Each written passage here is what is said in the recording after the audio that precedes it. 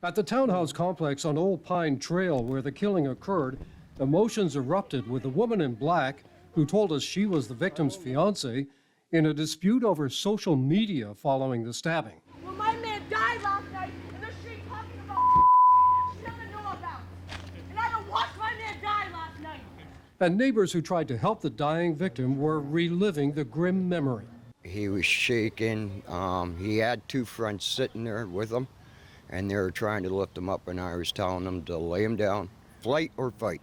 And I fought to try and save that poor kid. The stabbing occurred about 9:30 last night. Neighbors say two men got into a fight. One of them was stabbed in the chest and died a short time later. They heard screaming and rushed to help the victim.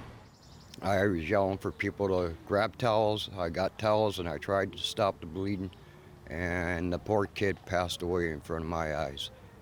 It was a hard thing to go through. After like 2 or 3 minutes, his eyes went still and he just stopped moving. It was right as the ambulance was showing up, and I died right there. Police made an arrest a short time later.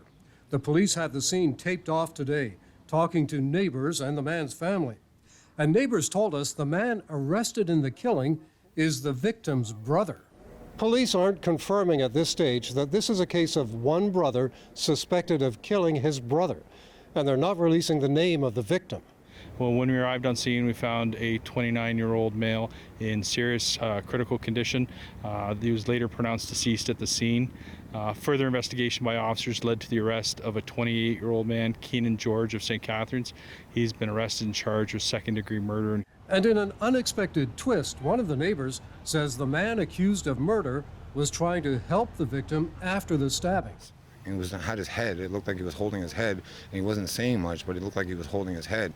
And then when I was standing with my friend, who also came over, I saw him get arrested, and the cops take him away in handcuffs. So I didn't understand what was going on there because I thought he was trying to help. Police are investigating and say there is nothing to suggest there's any threat to public safety from these events.